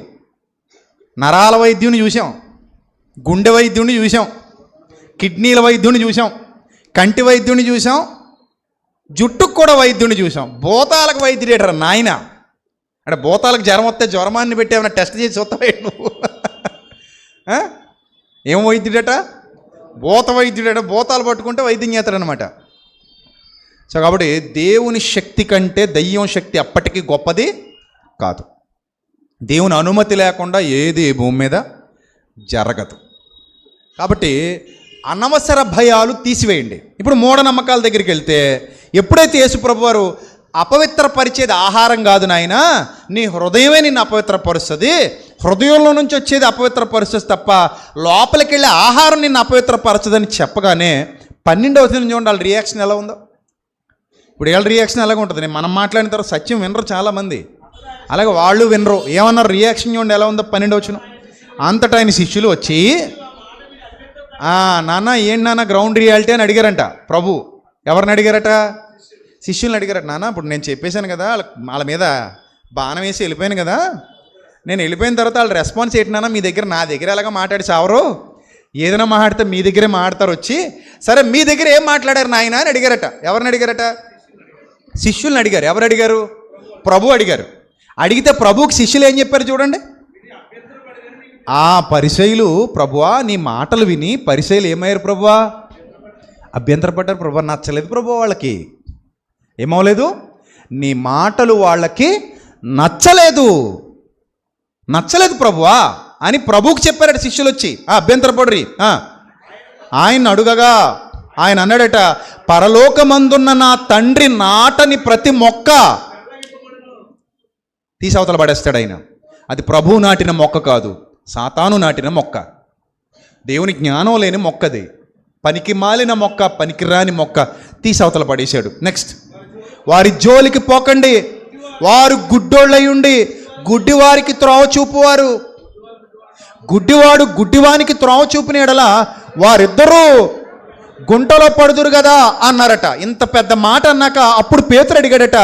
అందుకు పేతురు ఈ ఉపమాన భావం మాకు తెలుపమని ఆయన అడుగగా, ప్రభువా వాళ్ళు చెప్పేది ఇన్ని సంవత్సరాలు నమ్ముతూ వచ్చాం, చేతులు కడుక్కోకుండా తింటే అపవిత్రత లోపలికి వెళ్ళిపోద్దని, మేము అపవిత్రులం అయిపోతామని, ఆ పదార్థం మమ్మల్ని అపవిత్రులుగా చేస్తుందని మేము నమ్మాం. మరి ఇప్పుడు మీరేమో ఇలా చెప్తున్నారు ప్రభువా, ఈ ఉపమాన భావం మాకు అర్థం కాలేదు ప్రభువా, మాకు కొంచెం వివరించండి ప్రభువా అని అడిగారట. అప్పుడు ప్రభు వాళ్ళకు ఉపదేశిస్తున్నారు. ఏమని ఉపదేశిస్తున్నారు చూడండి ఈసారి. ఆయన మీరును ఇంతవరకు అవివేకులై ఉన్నారా? చూడండి, ఎవరట అవివేకులు? శిష్యులు కూడా ఎలా ఉన్నారట అప్పటికి? ఒప్పుకోవాలొద్దా? అంటే శిష్యులు కూడా ఎవరిని నమ్ముతున్నారనమాట? చెప్పండి, మీరు ఓపెన్గా చెప్పండి. అప్పటి వరకు శిష్యులు కూడా ఎవరిని నమ్ముతున్నారు? ఆ పెద్దలనే నమ్ముతున్నారు. ఆ పెద్దల పారంపర్యాచారాన్ని యేసుప్రభుతో తిరుగుతున్నారు, వాళ్ళని నమ్ముతున్నారు. ఎంత బాగుందో చూడండి. యేసుప్రభుతో తిరుగుతున్నారు, ఎవరిని నమ్ముతున్నారు? వాళ్ళు చెప్పే అబద్ధాలు నమ్ముతున్నారు. అప్పుడప్పుడు మనోళ్ళు కూడా ఉంటారు. కొన్ని సందర్భాల్లో కోపం వస్తుంది నాకు కూడా. మనతోనే ఉంటారు, మనతోనే కూర్చుంటారు, మనతోనే ప్రభువు బల తీసుకుంటారు, మనతోనే ప్రార్థనలు ఏకీపిస్తారు. బయటికి వెళ్ళి ఎవడో గాలిోడి చిన్న మాట వేస్తాడు, లోపల నమ్మేస్తారు. మొన్న ఒక ఆయన పెళ్ళికి పిలిచాడు నన్ను చాలా రోజుల కిందట. సార్ 9 గంటల 30 నిమిషాలకు ఉండాలి సార్ అన్నాడు. ఎన్ని గంటలకట? 9 గంటల 30 నిమిషాలుగా. ఏం చేయమంటే వచ్చాను నన్ను. లేదు సార్, ఆ టైంలో మాత్రం మీరు తాళి కట్టించేయాలి సార్ అన్నాడు. నేనేమన్నా అనుకున్నావా? నేను ఎందుకు కట్టిస్తానే తాళి? నేను వాకింగ్ చెప్పనీకి వస్తున్నా. నువ్వు పిలుచుకున్నది ఎవరిని? వివాహ కర్తనే, రిజిస్ట్రార్ని. అతనితో చెప్పుకో, అతన్ని కట్టించుకోమను. ఎందుకు ఈ 9:30 లింక్ ఏంటి నీకు అని అడిగాను. అంటే ఏం లేదు సార్ అంటే పర్లేదు చెప్పు. అది ఏం లేదు సార్, కొంచెం తొందరగా అయిపోతే భోజనాలు తొందరగా అయిపోతాయని సార్. అప్పుడు 9:35కి అయితే నీకేమైనా ప్రాబ్లమా? 9:25కి అయితే నీకేమైనా ప్రాబ్లం? ఒక 10 నిమిషాలు ముందు చేస్తే నీకేమైనా ఇబ్బందా? అంటే ఎందుకు సార్ 10 నిమిషాలు ముందు? 9:30కే చేద్దాం సార్. అలా కదే, అప్పుడు 9 గంటలకు చేసేద్దాం, ఇంకా తొందరగా అయిపోతాయి కదా భోజనాలు, 3 సార్లు తినొచ్చు. అలా కాదు సార్, 9:30కే సార్. అప్పుడు ఇంత గడ్డెట్టి, నాకు తెలుసు నువ్వు 9:30 ఎందుకు లాక్ చేస్తున్నావో అని పని గట్టుకు 10 గంటలకు వెళ్ళాను నేను. దరిద్రం వదులుతాను ఉన్నా. నేను పొమ్మల్ని లేడుగా. పెళ్ళి మానేస్తాడా? పిచ్చి ఒక్కొక్కరికి ఉంటుంది. మీలో కూడా కొంతమందికి ఉంటుంది. అంతా ఇక్కడ బాగానే వింటారు, మళ్ళీ బయటికి వెళ్ళిన తర్వాత అలా కాదండి మాకండి ఏంటండి మాకు కొన్ని ఉంటాయండి. ఏంటవి? కొన్ని ఉంటాయండి. ఆ కొన్ని సావా మనకి? ఇప్పుడు సమయం అంతా మంచిదమ్మా, ఏదైనా చెడ్డ సమయం ఉందమ్మా? మీరు చెప్పండి నాకు. పోనీ ఏమైనా మీటర్ ఉందా? ఇది చెడ్డ సమయము కొలవడానికి ఏమైనా మీటర్ ఉందా? Is there any meter? ఉందా? ఏమైనా మీటర్ ఉంటే చెప్పండి, పోనీ నమ్ముదాం. ఇది చెడ్డది, ఇది మంచిది కొలవడానికి, నీళ్లను కొలవడానికి ఒక మీటర్ ఉంటుంది. మంచి నీళ్ళు, చెడ్డ నీళ్ళు కొలవచ్చు. అలాగే పాలను కొలవడానికి కూడా ఒక మీటర్ ఉంటుంది, కొలవచ్చు. పాలు మంచివా చెడ్డవా, నీళ్ళు ఏమైనా కలిపేశారా కొలవచ్చు. పాలను కొలవడానికి మీటర్ ఉంటుంది, నీళ్లను కొలవచ్చు, రక్తాన్ని కొలవచ్చు, ప్రపంచంలో నూనెను కొలవచ్చు. ప్రపంచంలో చాలా వాటి యొక్క క్వాలిటీ క్వాంటిటీ తెలుసుకోవడానికి రకరకాల మీటర్స్ ఉన్నాయి. కాలానికి చెడ్డ మంచి ఆపాదించడానికి ఏమైనా మీటర్ ఉందా? నువ్వు చెప్పు. ఇది చెడ్డ కాలము, ఇది మంచి కాలము ఎక్కడుంది? చెప్పండి ఎక్కడుంది? ఎక్కడా కూడా కాలానికి మంచి చెడ్డ ఆపాదించడానికి మన దగ్గర ఎలాంటి రైట్సు లేవు. ఎందుకంటే ప్రతిదీ మంచిదే. దేవుడు సృష్టిని చేసినప్పుడు ఏమని రాశాడు? ఆదికాండంలో చేసిందంతటిని చూసి ఏమన్నాడు మా ప్రభువు? మంచిది మంచిది మంచిది మంచిది. అప్పుడు మీరు అడగొచ్చు, మరి దినములు చెడ్డవన్నాడు కదండి. దినములు చెడ్డవంటే దినాలు మంగళవారం చెడ్డది, బుధవారం చెడ్డది, శనివారం చెడ్డదని కాదు. మరేంటి దినములు చెడ్డవంటే? దినములు చెడ్డవి కనుక సమయమును పోనీయక, అంటే రోజులు బాగాలేదు అని మన డైలాగే మనకు చెప్పాడు. రోజులు బాగాలేదంటే అర్థం ఏంటి? అప్పుడప్పుడు చూడండి, ఆడపిల్లలు బయటికి వెళ్తున్నప్పుడు అంటాం, అమ్మా జాగ్రత్తగా అమ్మా, రోజులు బాగాలేదమ్మా, జాగ్రత్తగా చదువుకొని ఇంటికి వచ్చి అమ్మా ఏం బాగాలేదమ్మా, రోజులు బాగాలేదమ్మా అంటాం మనం ఆడపిల్లలతో. అంటావా? అంటే రోజులు బాగాలేదమ్మా అంటే ఇప్పుడు మీ లెక్కల్లో ఏంటి దాని ఉద్దేశం? బయట సమాజం పరిస్థితి బాగాలేదని, దానికి అలా వాడతాం, ఆ పదం వాడతాం. అంత మాత్రాన సమయం చెడ్డదని కాదు. సమయం ఎప్పటికీ చెడ్డది కాదు, సమయం మంచిదే. ఆ సమయాన్ని దుర్వినియోగం చేసుకుంటే చెడ్డదిగా మారుతుంది, మనకి మన బ్రతుకు చెడ్డదిగా మారుతుంది. సద్వినియోగం చేసుకుంటే మన బ్రతుకు ఎలా మారుతుంది? మంచిగా మారుతుంది. అర్థమైందా? సో కాబట్టి ఇప్పుడు చదవండి, ప్రభు చెప్తున్నారు, నాయన మీరును ఇంతవరకు అవివేకులై ఉన్నారా? ఎన్నో వచనం? 17వ వచనం, 16వ వచనం. మీరును ఇంతవరకు అవివేకులై ఉన్నారా? నోటిలోనికి పోవునదంతయు ఏం తింటే అది ఆహారం సుమి.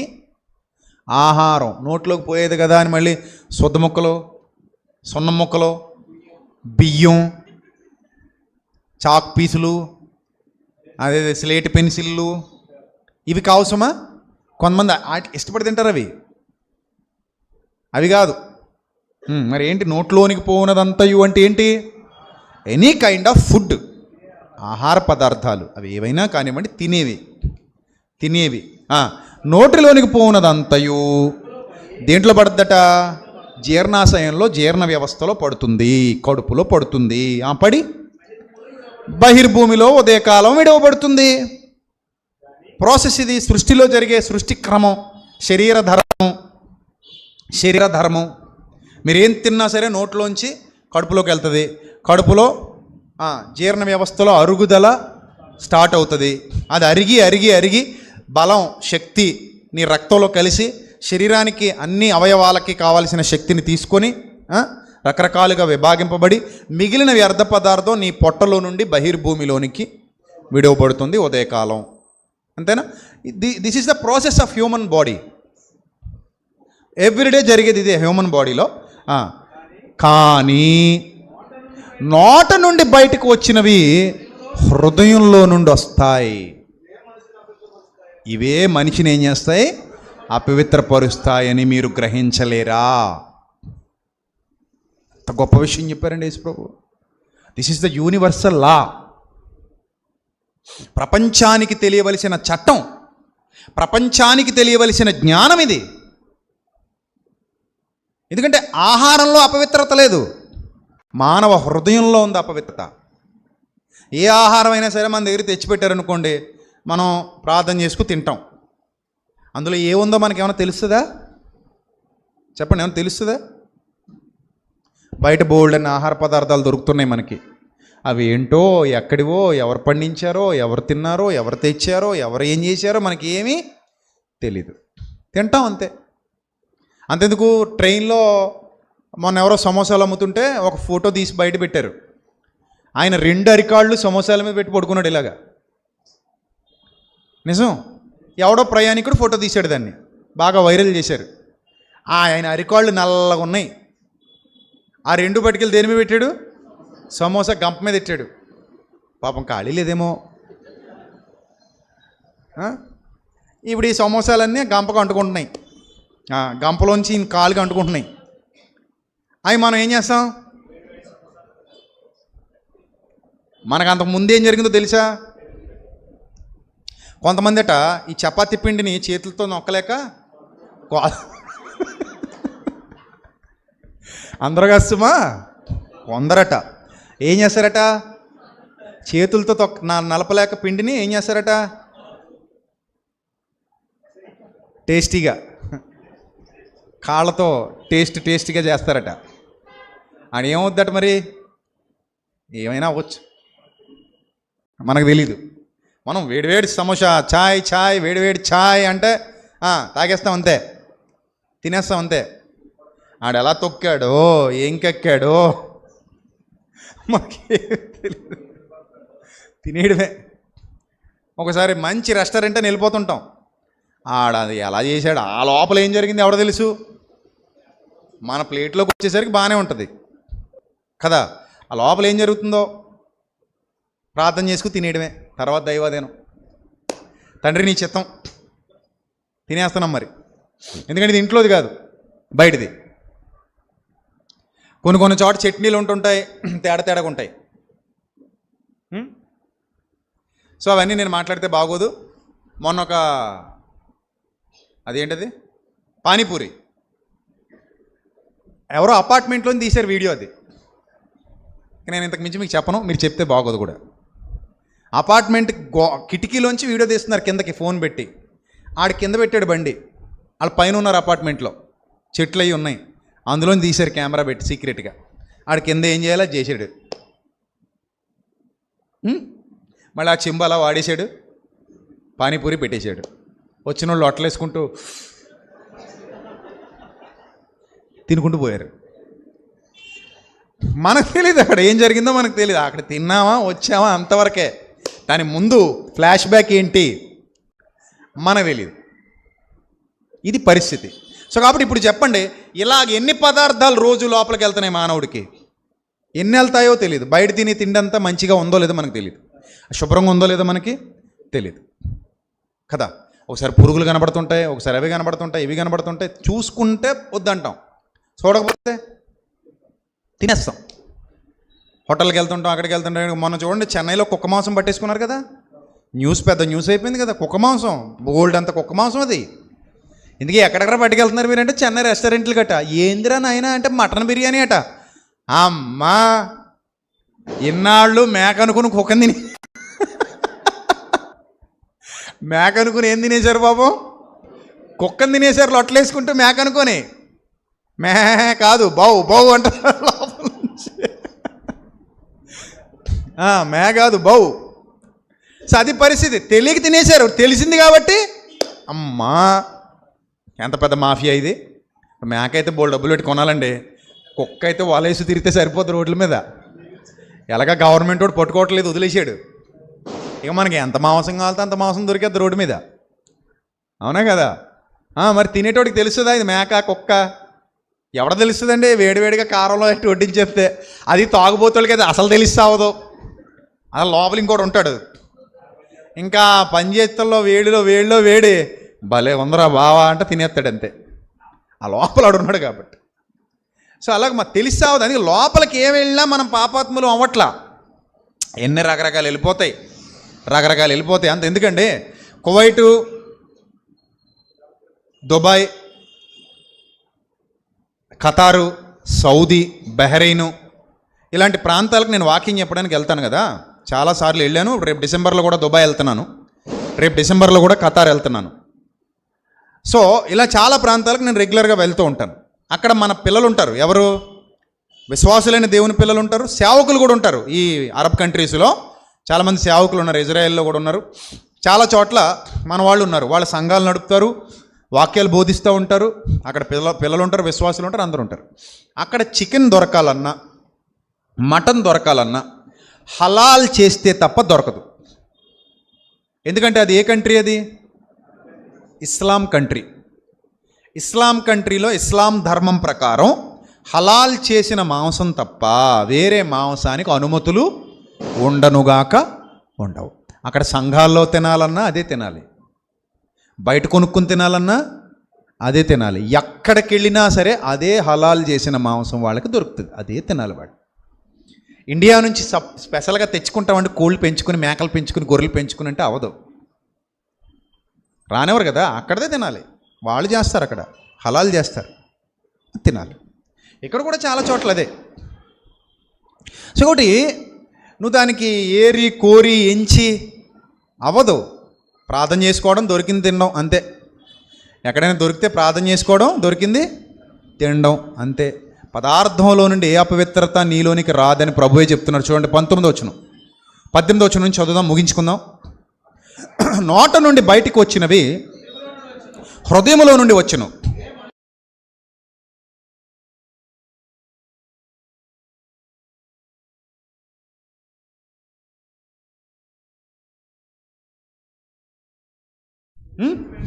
నీ హృదయంలో నుండి ఏదైతే చెడ్డది బయటకు వస్తుందో ఆ ఏంటట వింతకి వచ్చేవేంటట? 19వ వచనం చూడండి. దురాలోచన ఏం తింటే పుడద్దండి? జాంకాయ తింటే పుడద్దా? కొబ్బరికాయ తింటే పుడద్దా? మరేం తినాలి దురాలోచన పుట్టాలంటే?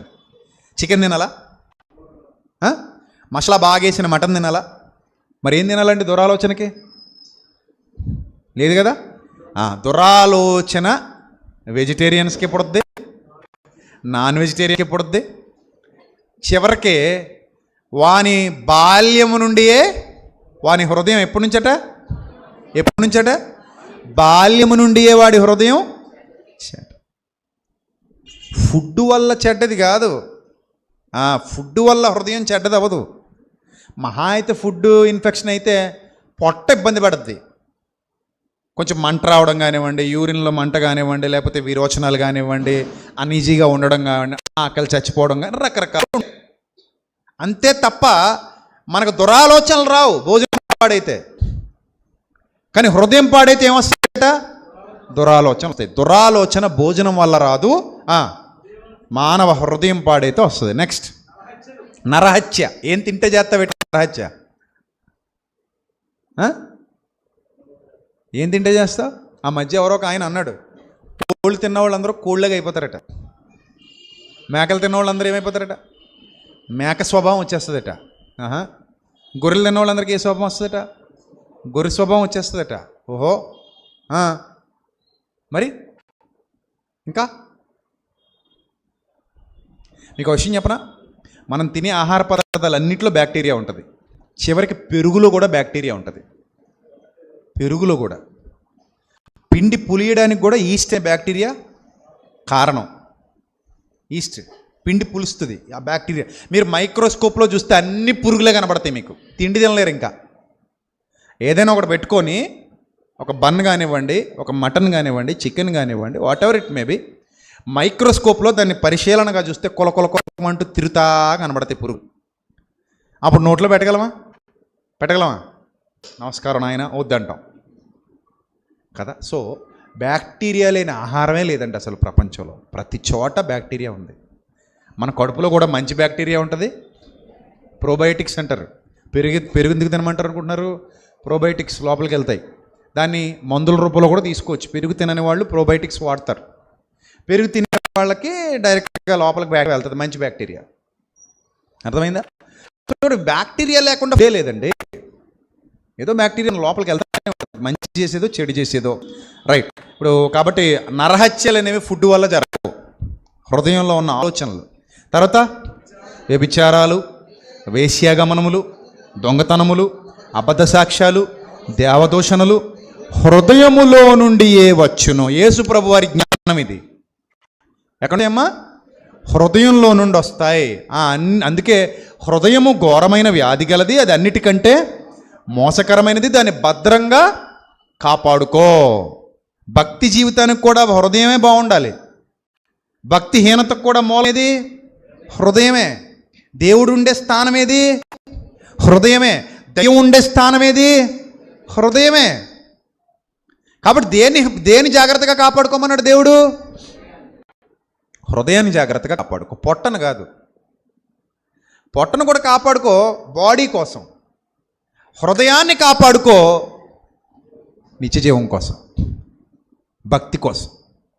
అందుకే ఫైనల్గా ముగించుకుందాం. ఇవే మనుష్యుని అపవిత్రపరచును కానీ, 20వ వచనం కన్క్లూజన్. ఇవే మనుష్యుని అపవిత్రపరచును కానీ, చేతులు అడుక్కోకుండా భోజనం చేయడం వల్ల మనిషి అపవిత్రుడు కాడు. క్లియర్. కానీ వాళ్ళే నమ్మారు. చేతులు కడుక్కోకుండా భోజనం చేస్తే మనిషి అపవిత్రుడు అవుతాడని అబద్ధాన్ని వాళ్ళు నమ్మారు. యేసుప్రభు ఏం నమ్మారు? హృదయం కడుక్కోకపోతే మనిషి ఏమవుతాడు? అపవిత్రుడు అవుతాడు. అందుకని ఇప్పుడు మనందరం ఏం కడుక్కోవాలి? హృదయాన్ని కడుక్కోండి. తిండి వల్ల పవిత్రుడు కావు. తిండి వల్ల నీకు ఎలాంటి అపవిత్రత రాదు. హృదయంగా బాగుపోతే మాత్రం నీ మనస్సాక్షి అపవిత్రమైపోద్ది. ఎంపిక బాగోకపోతే నీ మనస్సాక్షి అపవిత్రమైపోద్ది. ఫుడ్ గురించి మనకి ఎక్కడి నుంచి ఏమొస్తుందో కూడా మనకు తెలియదు. తింటున్నాం, డైలీ తింటున్నాం. అది ఎక్కడి నుంచి వస్తుందో కూడా మనకు తెలియదు. నిజానికి దాని పుట్టుపూర్వోత్తరాలు కూడా మనకి తెలియదు. ఏ రైతు పండించాడో మనకి తెలియదు. ఏం చేసి పండించాడో మనకి తెలియదు. మనకు తెలిసిందల్లా ఒకటే, తండ్రి నాకు ఆహారం ఇచ్చావు, నేడు అనుదినాహారం మాకు దయచేయుము అని శిష్యులు ప్రార్థించినట్టుగా ప్రభు ప్రార్థన నేర్పించారు కదా. మా అనుదినాహారం నేడు మాకు దయచేయుము శిష్యులకు నేర్పించారు ప్రార్థన. అలాగా మా అనుదినాహారం మాకు దయచేసావు తండ్రి, నీవిచ్చిన ఆహారమును బట్టి నీకు కృతజ్ఞతాస్తుతులు చెల్లిస్తున్నాను తండ్రి. చెల్లించి ఏం చేశాను? తిన్నాను, అంతే. ఆ పూటకి కడుపు నింపుకున్నాను, అంతవరకే తెలుసు నాకు. అది ఎవరు పండించారో నాకు తెలియదు, అది ఎవరి దగ్గర నుంచి వచ్చిందో నాకు తెలియదు, దాని వెనక ఎవరున్నారో నాకు తెలియదు. నా దగ్గరకు వచ్చింది, నేను కొనుక్కున్నాను, లేకపోతే నాకు ఎవరైనా పెట్టారు, తిన్నాను, అంతే. నా కడుపు నిండింది, అక్కడితో అయిపోయింది, అంతే. ఇప్పుడు బయటికి వెళ్తారు, ఆర్కే టిఫిన్స్ ఎదురుగా ఉంది పెద్దది, పక్కనేమో సూర్య రెస్టారెంట్ ఉంది, ఇంకా అలా పోతే బోల్డెన్ ఉన్నాయి రెస్టారెంట్లు. అన్ని రెస్టారెంట్లకి తిరుగుతారు మీరు. అందులో ఎక్కడి నుంచి వస్తుందో మీకు ఏమన్నా తెలుసా? ఎవరు తెచ్చారో తెలుసా? ఎవరు ఉండారో తెలుసా? ప్రార్థన చేసుకుని తినడం ఒక్కటే తెలుసు మనకి. ఇప్పుడు మనకేమర్థమైంది? తిండి వల్ల నేను అపవిత్రుడిని కాను, అపవిత్రురాలిని కాను. మరి దేనివల్ల అవుతాను? హృదయంలో నుండి వచ్చే వాటి వల్ల అవుతాను. యేసుప్రభు వారి మాట, నా మాట, ఎవరి మాట మీదే చెప్పాలి, అందరూ చెప్పాలి, బయట ఉన్నవాళ్ళు లోపల ఉన్నవాళ్ళు. ఎవరి మాట ఇది? కొంచెం గట్టిగా చెప్పండి. యేసుప్రభు వారి మాట, నా మాట కాదు కదా. మీరు మళ్ళీ ఇంటికి వెళ్ళిన తర్వాత మత్తయి సువార్త 15వ అధ్యాయం మొదటి నుంచి 20 వచనాలు బాగా చదవండి, బాగా అర్థమవుద్ది మీకు. అది యేసుప్రభు వారి మాట తప్ప నా మాట కాదు. యేసు ప్రభు చాలా కొండతలు కొట్టినట్టు చెప్పారు. అది శాస్త్రులు పరిచయులతో జరిగినటువంటి వివాదం, అది తీసుకొచ్చిన వివాదం. అప్పటికి ప్రజల్లో బాగా అనుకుపోయిన మూఢ నమ్మకం కూడా. దాన్ని తొలగించడానికి యేసు ప్రభు వారు పడినటువంటి ప్రయాస. కాబట్టి ప్రియమైన దేవుని ప్రజలారా, సత్యాన్ని అర్థం చేసుకున్నప్పుడు కొన్ని చూడండి, ఒక్క మాట చెప్పి ముగిస్తాను. చెయ్యి ఉంది కదా, ఈ చెయ్యిని ఇలా వెనక్కి పెట్టి సిమెంట్ కొట్టి వేసాం. సిమెంట్ కొట్టి తెలుసు కదా, ఇరిగిపోయినప్పుడు వేస్తుంటారు. వేసేసాం. 3 నెలలు అలాగే వదిలేసాం. ఎన్ని నెలలు? 3 నెలలు. 3 నెలలు ఇలాగ వేసి కట్టు, ఇది ఇలా పెట్టేసాం వెనక్కి, ఇలా ఉంది కట్టు. ఎన్ని నెలలు? 3 నెలలు. ఆఫ్టర్ 3 మంత్స్ కట్టుకోసాం. ఏంటి చెప్పండి నెక్స్ట్? కట్టుకోసాం. ఇప్పుడు మీరు అనగలరా? ఎందుకు అనలేరు? చెప్పండి, ఎందుకు అనలేరు? 3 నెలల పాటు దీన్ని ఇలా పెట్టి ఏం చేసాం? ఫిక్స్ చేసేసి కట్టేసేసాం. అంటే 3 నెలల పాటు ఇది పెరుగు తోడుకుపోయినట్టు తోడుకుపోయింది. ఇప్పుడు సడన్గా ఇలా తీసేసి ఇలా అనాలంటే అవ్వదు. మళ్ళీ దానికి ఏం చేయాలి తెలుసా? ఆఫ్టర్ 3 మంత్స్ ఫిజియోథెరపీకి వెళ్ళాలి. దానికి శుభ్రంగా ఆయిల్ అయ్యి రాసి మెల్లిమెల్లిగా విరిచి మళ్ళీ యథాస్థితికి తేవడానికి డాక్టర్లకి చాలా పెద్ద పని అవుతుంది. ఎన్ని నెలలకే? జస్ట్ 3 మంత్స్కి. అది 6 మంత్స్ అయితే ఇంకొంచెం ఎక్కువ కష్టపడాలి. 1 ఇయర్ అయితే కష్టపడినా రాకపోవచ్చు, ఇరిసేసి ఆపరేషన్ చేయాలేమో. గట్టగట్టుకుపోయింది, ఇంక తోడుకుపోయింది. 5 ఏళ్ళు అయితే అమ్మో, 10 ఏళ్ళు అయితే బాబోయ్, 20 ఏళ్ళు అయితే. నేను ఎందుకు చెప్తున్నానంటే, 20 ఏళ్ళు నిన్ను ఎవరైనా అజ్ఞానంలో ముంచేస్తే ఏమైపోతావు? 30 ఏళ్ళు నిన్ను ఎవడైనా అసత్యంలో ముంచేస్తే ఏమైపోతావు? నిన్ను మార్చడం నా వల్ల అవుదా? ప్రభు దిగొస్తేనే అవ్వలేదట ఈ శాస్త్రుల పరిశీలన మార్చడం. ఎందుకు? 100 సంవత్సరాలుగా ఒక అజ్ఞానంలో ఇరుక్కుపోయి ఉన్నారు వాళ్ళు. తోడుకుపోయారు, అలాగా గడ్డగట్టుకుపోయారు, అందులో గడ్డగట్టుకుపోయారు. ఇంకా అలా గడ్డగట్టుకుపోయిన వాళ్ళు బయట తీసుకురావడం మన తరం అయితే కాదు, మన తరం కాదు. కాబట్టి ప్రియమైన దేవుని ప్రజలారా, సత్యాన్ని అర్థం చేసుకోండి. ఎప్పుడైతే మీరు అసత్యంలో మునిగిపోతారో మీకు అన్నీ భయాలే. ప్రతి వారు మిమ్మల్ని భయపెడతారు, కానీ దేనికి భయపడకండి. ఎందుకంటే దేవునికి భయపడేవాడు ఇక దేనికి భయపడడు. దేవుని యందు భయభక్తులు నిలిపిన వాడు ఎవ్వరికి భయపడాల్సిన అవసరత లేదు. అపవాదికి అస్సలు భయపడక్కర్లేదు. అపవాది గొప్పడా, దేవుడు గొప్పడా? దేవుడు అంటే అపవాదికి భయమా, అపవాది అంటే దేవుడికి భయమా? కరెక్టే చెప్పాలి నాకు, మళ్ళీ ఏమైనా తేడాగా చెప్తారేమో అని. దేవుడంటే అపవాదికి భయమా, అపవాది అంటే దేవుడికి భయమా? దేవుడంటే అపవాదికి భయం. అపవాదిని దేవుడు వెళ్ళగొడతాడా, దేవుడిని అపవాది వెళ్ళగొడద్దా? దేవుడే అపవాదిని ఏం చేస్తాడు? ఆయన కాళ్ళ కింద చితక తొక్కింది ఎవరిని? సాతానుని. సాతాను కాళ్ళ కింద ఎప్పుడైనా ప్రభు చితక తొక్కబడ్డా? మరి ఇప్పుడు మీరు ఎవరికి భయపడాలి? ఎవరికి భయపడితే బాగుంది? ప్రభువుకు భయపడితే సరిపోద్దా? దయ్యానికి కూడా, అపవాది కూడా, సాతాను కూడా భయపడాలా? దేనికి భయపడాలి? ప్రభువుకు భయపడితే సరిపోద్ది, ఇంకెవరు పడక్కర్లా. ఎందుకంటే వాళ్ళందరూ మన కింద ఉన్నోళ్ళు తప్ప ప్రభు కంటే పైన ఉన్నోళ్ళు ఎవరు లేరు. సో మనం భయపడాల్సిన పని లేదు. నేనైతే భయపడను, నేనే అపవాదికి భయపడను. ఎందుకంటే యోబు గ్రంథంలో చదువుతుంటే నీకు అర్థమైపోద్ది. వాని చుట్టూ నువ్వు ఏమేసావు అంటే నేను ఎంటర్ అవ్వగలనా? అంటే అపవాది ఎంటర్ అవ్వగలడా? దేవుడు కంచె వేస్తే ఎవ్వడు నిన్ను తాకలేడు. దేవుడు కంచె వేస్తే ఎవడూ నిన్ను శోధించలేడు. దేవుడు కంచె వేస్తే ఎవడూ నిన్ను బాధ పెట్టలేడు. దేవుని అనుమతితోనే అపవాది నిన్ను ఏదైనా శోధించగలడేమో కానీ అది కూడా పరీక్షాకాలం. యోబును పరీక్షించాడు, 2 ఆశీర్వాదం ఇచ్చాడు దేవుడు. సాతాను యోబును శోధించాడు, కానీ దాని తర్వాత ఫలితంగా దేవుడు ఎంత ఆశీర్వాదం ఇచ్చాడు? యోబుకి 2 ఆశీర్వాదం ఇచ్చాడు. శోధన కూడా మంచిదే, ఆడెవడికో మరకే మంచిదంట, మనకు శోధన కూడా మంచిదే. శోధన జయించేవాడు ధన్యుడు. కాబట్టి దేనికి భయపడాలో దానికే భయపడండి. అనవసరమైన వాటికి అసలు భయపడండి. అనవసరమైన వాటికి అసలు ఏం చేయకండి, భయపడకండి. మూఢనమ్మకాలను వదిలేయండి. చిన్నప్పుడు మా ఇంటికి ఒక అతని పేరేదో నాకు ఐడియా లేదు కానీ వాయించుకుంటూ వచ్చేవాడు. ఏదో అనేవారు అతన్ని. ఎందుకులేండి మళ్ళీ వివాదాలు సృష్టిస్తారు, అది కులమేమో నాకు తెలీదు, ఏమో ఏదైతే నాకు ఎందుకు కానీ మొత్తం మీద వచ్చేవాడు. వేషధారణ కూడా విచిత్తండేది, పిలవడం కూడా చాలా ఏదో ఇంటి ఆయన పిలిచినట్టు పిలిచేవాడు. అమ్మా ఎవరు లోపల అనేవాడు.